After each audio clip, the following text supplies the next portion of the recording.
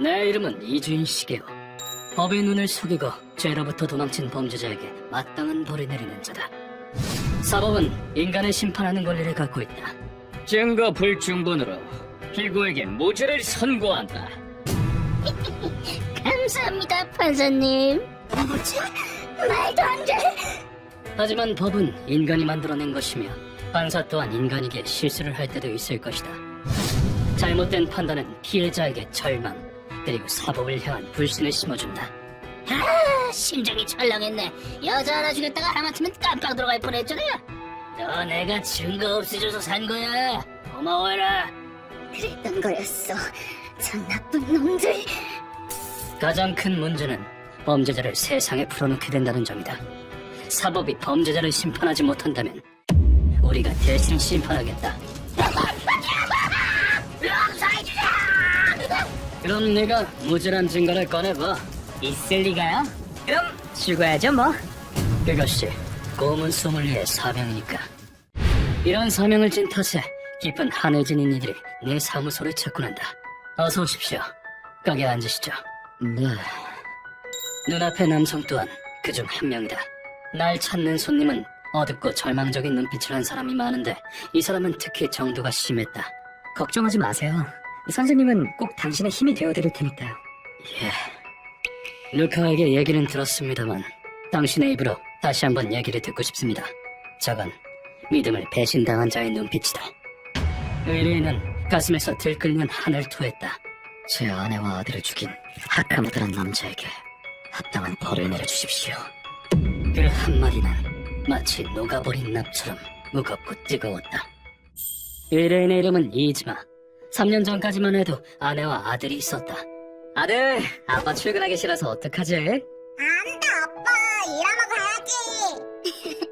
여보, 그러다 지각한다. 아들은 한창 귀여울 때인 만 3살. 아내는 깊은 연애 끝에 맺어진 그 누구보다 사랑하는 사람이었다. 그 당시 승진한 지 얼마 되지 않았던 의뢰인은 업무로 바쁜 나날을 보내고 있었다. 과장님, 열정이 대단하시네요. 아, 오늘은 꼭 정시 퇴근할 거야. 그래도 사랑하는 가족들을 생각하면 일이 고되다고 느껴지지 않았다. 그렇게 열심히 일하던 어느 날 회사로 한 통의 전화가 걸려왔다. 이즈마, 너한테 전화 왔다. 전화요? 어디서요? 경찰이던데? 너 뭐 나쁜 짓 했어? 전화를 건 사람은 다름 아닌 경찰이었다. 경찰이 전한 소식은 너무나도 충격적이었다. 이지마 쇼타씨 맞습니까? 네, 그런데요? 침착하고 들으세요. 부인과 아드님이 묻지마 살인으로 세상을 떠나셨습니다. 그 말을 들은 순간 마치 심장이 꽁꽁 얼어붙는 것처럼 느껴졌다. 의뢰인은 설명을 듣는 둥 마는 둥 하고 회사를 뛰쳐나왔다. 아니야, 이건 말도 안 돼. 미사, 맞았죠! 마음속으로 경찰의 말을 부정하며 의뢰인은 경찰서로 달려갔다. 하지만 현실은 냉혹했다. 미사, 맞았죠! 안 돼! 상가 애도를 표합니다. 영안실에서 의뢰인을 기다린 건 싸늘한 시신이 되어버린 아내와 아들이었다. 경관이 말하길 두 사람은 유치원에서 하원하던 중 무차별 살인마에게 습격당했다고 한다. 나 돈 없다니까. 저 남자 칼을 들고 있어. 그들을 덮친 건 하카모다라는 무지개 남자였다. 사건 당시에 범인은 장난 증세를 보였었고 내 돈 뺏기만 해봐 다 죽여버릴까. 손에 든 칼로 행인을 차례차례 공격했다고 한다. 이윽고 범인의 칼끝이 의뢰인의 가족에게 향했다. 죽어라! 언제까지 버틸 수 있을까? 아들만은 내 아들만이라도. 부인은 마지막까지 아들을 감쌌지만 끝내 힘이 다하고 말았고 결국 아들마저 흉기에 찔려 살해됐다. 한창 참극이 벌어지던 중 출동한 경찰이 범인을 체포했다. 이 살인자! 도둑까지다! 네가 놔! 너라가! 범인은 경찰에게 붙잡힌 뒤에도 계속 미쳐 날뛰었다. 이 사건으로 부상자만 7명. 이 둘은 이미 됐고 옮기기나 해. 의사가 판단할 때까지 포기하지 마. 사망자는 의뢰인의 가족들뿐이었다. 가족의 장례식을 치른 뒤 의뢰인은 거의 넋이 나간 채로 살았다. 이즈마, 당분간 출근 안 해도 돼. 유급휴가 처리해줄 테니까 편히 쉬어. 일도 사람도 심지어는 자기 자신을 신경 쓸 기력조차 없었다. 의뢰인의 관심거리는 단 하나. 재판은 대체 언제야? 빨리 사형이나 시켜버리지! 그건 가족을 죽인 하카마다의 처벌 소식이었다. 무차별 살인마가 반드시 사형 판결을 받으리라고 의뢰인은 믿어 의심치 않았다. 나 돈 없어. 사건 당시 피고는 심신미약 상태로 책임 능력이 없었다고 판단되므로 따라서 피고에게 무죄를 선고한다. 무죄라고! 나 돈 없다고. 하지만 법원의 판결은 비정하기 그지없었다. 사건 당시 범인은 용재의 성분 탓에 환각 따위를 보고 있었고 정부가 날 죽이려고 한다. 자신을 덮쳐오는 것으로부터 몸을 지키려고 범행을 일으켰다고 한다. 물론 그런 사정 따위 의뢰인이 알 바는 아니었다. 그건 그놈 사정이고요. 그렇다고 사람을 죽인 죄가 사라진답니까? 그치만 그 사정을 참작하는 게 현대 사법인들아. 끝내 의뢰인은 항소하지 않았다. 됐습니다. 어차피 법은 가해자 편 아닙니까? 그렇지 않습니다. 그럼 대체 왜 피해자 인권은 나 몰라라 하는 겁니까? 죽은 사람은 말이 없으니 상관없다 이겁니까? 너는 사법에 대한 신용이라고 눈꼽만치도 남아있지 않았다. 사법의 판단이 그러하다는데 의뢰인이 뭘 할 수 있었겠는가? 어민이 입원한 정신병원이 어딘지도 몰라. 그놈이 갱생했는지 눈으로 확인할 길도 없어. 말이 되냐고 이게. 다만 남아있는 것은 범인에 대한 집착뿐이었다. 그렇게 모든 걸 포기하고 술독에 빠져 산 지도 언 3년. 찾았다. 하루도 빠짐없이 하카마다를 조사한 끝에 의뢰인은 놈의 SNS를 발견했다. 재판 이후 의뢰인은 하카마다의 출신지, 취미, 좋아하는 것 등 모든 걸 꿰고 있었다. 내 가족을 죽여놓고 자긴 SNS나 하고 있다고. 하카마다의 주변을 매일같이 조사한 집념이 열매를 맺은 것이다. 의뢰인은 하카마다가 자주 가는 식당을 기어이 알아내는 데 성공했다. 아마 여기로 올 텐데. 의뢰인은 무언가에 이끌리듯 그곳으로 향했다. 하지만 3년이나 지난 데다 이미 판결이 내려진 사건인 만큼 느닷없이 놈에게 달려들 생각은 없었다. 다만 하카마다란 인간이 지금 어떻게 살고 있는지, 조금이라도 마음을 고쳐먹었는지 알고 싶었다. 식당에 다닌 지 2주가 경과했을 때 드디어 하카마다가 모습을 드러냈다. 타나카란 이름으로 예약했다. 얼른 자리로 안내. 그랬더니 그 여자가 질질 짜는 거야 글쎄. 그냥 납치해버리지 그러냐. 놈의 얼굴을 본 순간 속에서 치밀어 오르는 격정을 꾹 참은 채 의뢰인은 그저 놈들의 대화에 귀를 기울였다. 술이 들어간 지 2시간이 지났을 무렵 야, 근데 정신병동은 얼마나 있었냐? 한 2년 정도 있었지. 법이란 건 참 좋아. 사람을 죽여도 미친 척 행세만 하면 무죄가 나오니까. 그 말을 들은 순간 눈앞이 갑자기 분노로 새빨갛게 물들었다고 한다. 어느샌가 의뢰인은 하카마다에게 덤벼든 상태였다. 이 자식! 뭐야 이건 완전 미친놈일세. 하지만 싸움 경험이 전무한 데다 피폐한 생활로 쇠약해진 몸으론 하카마다를 이길 수 없었다. 하카마다는 의뢰인을 뒷골목으로 끌고 가 집요하게 폭행했다. 어라? 자세히 보니 너 그때 그놈이네? 그땐 사형을 때리는데 모래 생 난리를 피우다니면 근데 어쩌나 난 무죄인데 너나 죽으세요. 하카마다는 자신의 죄를 반성하지도 후회하지도 않았다. 가족을 죽인 살인자에게 보복조차도 할 수 없었다.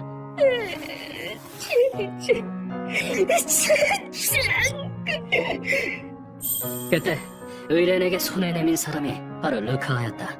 뭐 때문에 울고 계세요? 혹시 괜찮으시다면 제게 말씀해 주시겠어요? 네? 하카마다 패거리의 소문을 듣고 조사하던 중 우연히 쓰러져 우는 의뢰인을 발견한 것이다. 모든 설명을 마친 뒤 의뢰인은 눈물을 떨궜다. 이준씨, 미사와 마사토의 죽음은 대체 뭐였을까요? 이지마씨. 그 눈물에는 절망, 무력감, 슬픔, 그리고 분노, 그 모든 것이 담겨 있는 것처럼 보였다. 다음 순간 의뢰인이 마치 악기 같은 표정으로 외쳤다. 아무 잘못도 없는 제 아내와 아들이 왜 죽어야 합니까? 두 사람의 미래를 빼앗은 살인자를 뻔뻔하게 살아있는데 이게 말이 되냔 말입니다. 그건 사랑하는 가족을 잃은 아버지의 혼을 찢는 통곡이었다. 나는 이 떨리는 손을 도저히 뿌리칠 수 없었다. 알겠습니다. 부인과 자녀분의 한은 제가 반드시 풀어드리겠습니다. 감사합니다. 전 아내랑 아들과 함께 살고 싶었어요. 고문 소믈리에로서 이 몫을 어찌 거두지 않을 수 있겠는가? 죄 없는 자들을 죽이고 처벌을 피해간 것도 모자라 죄를 반성하지도 않는다니 쓰레기 같은 놈. 차라리 미쳐버리는 게 나을 정도로 끔찍한 고통과 공포를 그 몸에 뼈저리게 새겨주마. 진정한 광기란 무엇인지 바로 나 이주인이 똑똑히 보여주마. 나는 곧장 정보상에게 의뢰를 넣었다. 오더이 조사 결과는 하카마다 신지 가이브림 사건의 범인으로 악명을 떨쳐선지 정보를 캐내는 건 어렵지 않았어. 사건 당시엔 무지개 빚쟁이, 현실 도피를 위해 약을 사에 돈조차 없는 진성 인간 쓰레기였어. 그래서 뻥 대신 닭으로 용자를 쓴 건가? 그러다 살인까지 저지르다니 답이 없는 놈이다. 그놈에게 큰 전환점이 된 게 바로 그 무차별 살인 사건이야. 놀랍게도 하카마다는 이 사건을 이용했었다. 나더러 미친놈이라며 대부업체도 손을 떼더군. 이젠 아무도 날 못시 못해. 너도 참 난놈이다. 사람을 둘이나 죽이고 처벌도 안 받았으니. 퇴원 후 악당으로서 관록이부터 이 세계에서 활개를 치게 된 것이다. 범죄를 발판 삼아 승승장구하다니 이렇게 역겨울 때가. 지금은 시답자는 한구레 조직의 수장 노릇을 하더군. 아지트는 여기야. 고맙다. 피해자가 알면 노발대발할 일이지만 어차피 놈은 즙으로 직행하게 될 것이다. 이하여 우리는 하카마다가 둥지를 튼 아지트에 쳐들어갔다. 하카마다 씨, 평화를 위해 죽어주시겠어요? 뭐야, 습격인가? 평화를 위해 죽어달라는 건 뭔 소리야? 아지트 안은 술과 담배 냄새가 뒤섞인 대표적인 공기로 가득했다. 여긴 사바티의 아지트다! 너는 시력도 없냐? 시력이 없는 건 너겠지. 평생 앞을 못 보게 해주마. 듣기만 해도 불쾌한 조직의 이름 따위 알게 뭔가. 하카마다는 루카가 포박했다. 평화를 위해서 아킬레스건을 끊어둘게요. 강자에게 관절이 파괴되는 공포는 실로 엄청나다. 하카마다는 루카와의 손에 무력화됐다. 고문실에 도착하자 충술사 리헤이가 우리를 기다리고 있었다. 이제가 이번 타깃인가요? 그래. 부녀자와 아이를 죽이고 처벌을 피해간 인간 쓰레기지. 끔찍하군요. 벌레들도 듣고 화내겠어요. 다행히 리에이는 의욕이 충만한 모양이다. 고문 준비를 마치고 하카마다를 깨우려던 찰나 리에이가 말을 걸어왔다. 잠시만요. 잠을 깨우는 건 이 아이의 힘을 빌리도록 하죠. 뭐호라, 잠도 깨울 수 있나? 그럼 부탁하지. 리헤이가 내민 건 한 마리의 개미였다. 이 개미는 남미에 서식하는 파라포네라라는 종이다. 총알 개미라고도 불리죠. 이름의 유래는...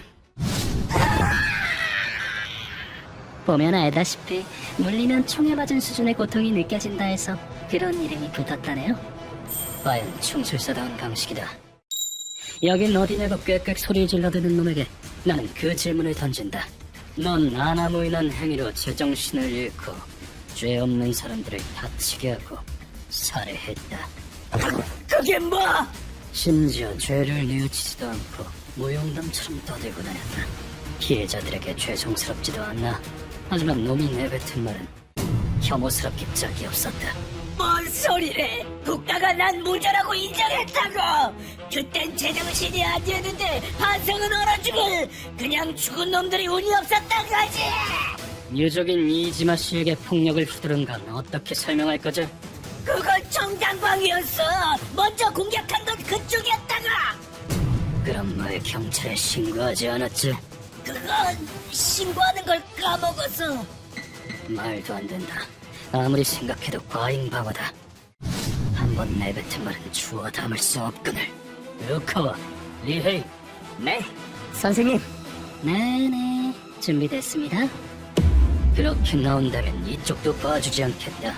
본인의 죄가 무엇인지 직접 머리통에 때려박아주는 수밖에. 내 목소리에 루카가 하카마다의 머리를 오른쪽으로 꺾었다. 뭐하는 짓이야?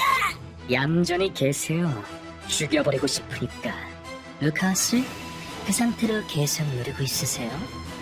리에이가 손에 든 항아리에서 뭔가를 핀셋으로 끄집어냈다.